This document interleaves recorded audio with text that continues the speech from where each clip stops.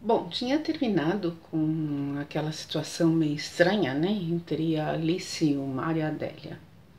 O que acontece é que o Mário, quando ele estava saindo lá daquela festa do batuque, né, com os escravos lá na senzala, ele ouviu algumas escravas mais antigas, mais velhas, comentando: ai, olha que lindo, eles formam um belo par, né? Agora sim, a Alice está feliz, eu acho que o Barão vai casar ela com o Mário e tal. E aquilo não caiu bem para ele. Por quê? Porque ele começou a lembrar uma porção de coisas de quando ele era criança, das dúvidas que ele tinha. E o Mário tem um gênio complicado, né?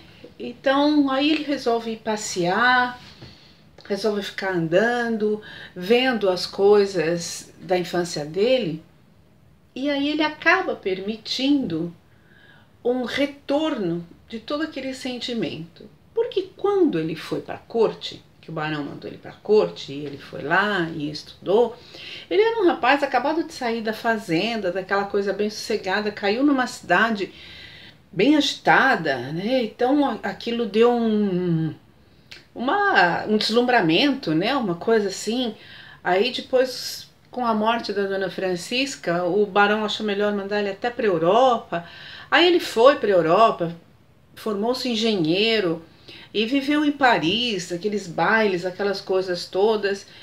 E ele primeiro levou com ele aquele ressentimento do barão. Mas depois ele foi amadurecendo, ele foi vendo a vida, ele foi vendo uma porção de coisa. O que aconteceu?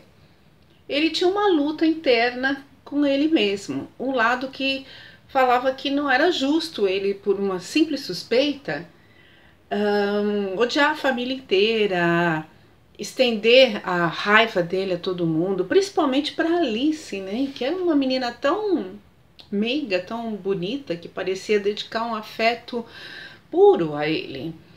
E que talvez não fosse nada disso. E o, né, o anjinho e o diabinho. E o diabinho no ombro falava: não, você faz muito bem. E tem que mais é que aproveitar mesmo, porque afinal de contas, essa fortuna era sua. O barão pegou e não está fazendo nenhum favor para você. Sabe o que acontece? Ele fica aplacando a consciência dele de mandar você estudar. Então ele ficava nessa luta interna, mas essa luta foi diminuindo, diminuindo, diminuindo, até que ficou só aquele lado que realmente achava que era apenas uma suspeita, e uma suspeita talvez não tão fundamentada em fatos, né? Talvez mais impressões, mais uma coisa assim. Não, não era nada, um pouco de despeito talvez. E aquilo foi ficando assim, sumiu. Só que a Alice, quando ele voltou, que ela começou a lembrar todas aquelas coisas que eles faziam, aquilo começou a trazer de volta todas essas dúvidas, essas sensações, essas caraminholas mesmo, né? Essas coisinhas na cabeça, começou a ficar. E quando ele ouviu as negras da senzala falando do casamento, aquilo bateu tão mal para ele, porque o diabinho pulou e falou: viu? Não foi você que ele educou, foi o noivo da filha. O que ele não queria é que a filha casasse com Zé Ninguém. E ele ficou com aquilo, e aí aquilo tudo começou a voltar, toda aquela angústia, toda aquela dúvida, todo aquele negócio começou a crescer de novo na cabeça dele. E quem foi dormir não foi o engenheiro fino, foi o órfão. Foi aquele menino órfão, angustiado e humilhado com a benevolência do barão. E assim ele ficou muito tempo remoendo e começou a ficar chato, né? Então ele começou a implicar com a Alice. Aí a Alice estava toda chateada, tal, toda magoada, mas o que que ela podia fazer, né? Ela não podia fazer nada, ela não estava entendendo o que estava acontecendo. Ela queria conversar com ele, mas ele saía fora, ele escapava, não aparecia, não aparecia para jantar, nem nada. Tanto que teve um jantar, um dos últimos jantares, né? Já tinha gente começado a ir embora. Que tava lá a mesa arrumada, né? E é uma etiqueta que se determine os lugares das pessoas. E aí a Alice estava num lugar, aí chegou o Frederico e o Lúcio, porque meio que eles queriam ficar por ali, aí ela falou, esse lugar é do Mário. Aí o Mário, que estava do outro lado, sentado do lado da Adélia, falou, é uma ordem? Ela, não, Mário, não é uma ordem.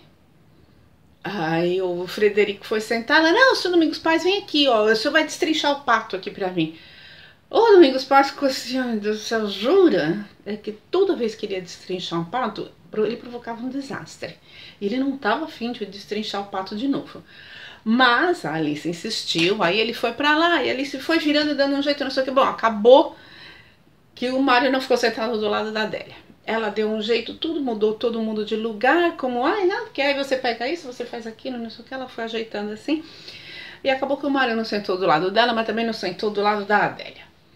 E aí tava lá aquela conversação, né? Todo mundo, aquele blibli, blá blá blá. Aí, de repente, o vigário pergunta pro Mário, ah, Mário, e você? Você vai pra corte, né? Agora o governo tá fazendo obras, não sei o quê. Você, como engenheiro, deve conseguir arrumar uma boa colocação, um emprego. Aí o Mário, não penso em ir pra corte, não. Aí a Adélia falou, e o Mário gosta da fazenda, né? Então, ele gosta de ficar por aqui. Ele falou, não é isso, dona Adélia.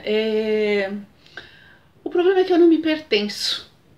Como assim? Não sei o que, você não se pertence. E enquanto isso, lá o senhor Domingos Paz tentando destrinchar aquele pato, odiando ter que fazer aquilo, né? Mas lá, tentando, pegando garfo, coisa assim, pensando num jeito de não fazer aquele pato sair voando 1000 pedaços. Aí o Mário fala, não me pertenço, não. Ele falou, aí ele fala, por acaso o dono do papel é autor do livro que é escrito nele? Não. Ele falou a mesma coisa, eu era uma mente em branco e o barão me educou, né? Ele me pôs para educar, tudo. Então, esse é um investimento dele. Então eu tenho que ver o que o barão quer. Aí eles falam, nossa, Mário, ninguém tá pensando uma coisa dessas. Aí ele dá uma risadinha assim, fala, não? Aí justo nessa hora, a Alice fica com os olhos marejados assim de lágrima, e bem nessa hora o seu Domingos Paz vai destrinchar o pato e o pato voa, uma asa do pato cai em cima da cabeça do conselheiro. Aí ele vai, o pessoal pega, não sei o que, o Martinho, né, o escravo, vem pra tirar aquilo, leva até a peruca do cara, fica aquela situação, aí todo mundo fingindo que não tá ouvindo, aí um primo do barão levanta, começa a fazer um discurso, e meio que, né, morre a coisa. Mas aí a Alice resolve que ela vai falar com o Mário. Aí ela vai atrás dele, né, uma hora que ele tá sozinho na sala, ela entra, isso outros dias, né? Passam uns dias lá, porque ele sempre fugindo. Aí ela consegue pegar ele na sala, sozinho. Ela fala, Mário, eu queria conversar com você. Ela falou, eu tenho te achado tão triste. Ele falou, não sou só eu, né? Ele fala, no final das contas, eu vim pra cá pra estragar a sua alegria também. Ela fala, não. Ela fala, por que você tá falando isso? Ele fala, Aí ele passa a mão assim na testa e ele fala, meu Deus do céu, que cena minha, eu sou de me revoltar contra a gente que eu amo, contra quem eu amo. Ela fala, Mário, do que você tá falando? Ele, nada. Aí sai. E ela fica assim, ela fala, mas do que ele está falando, eu preciso entender o que é isso que ele tá querendo dizer, o que ele quer dizer com isso. Aí ela vai atrás dele, mas ele se tranca no quarto. Aí como ele se tranca no quarto, ela, imagina naquela época, uma moça jamais entraria no quarto de um rapaz, né? E ela pensa, vai, volta, aí ela vai ajudar na cozinha, aí ela faz uma coisa, faz outra, fica, passa, tá, tenta passar 1000 vezes pela porta do quarto dele para ver se pega o quarto dele aberto, mas tá sempre fechado. Ela não consegue em nenhum momento conversar com ele. E ela fica então aguardando uma oportunidade de discutir alguma coisa com ele.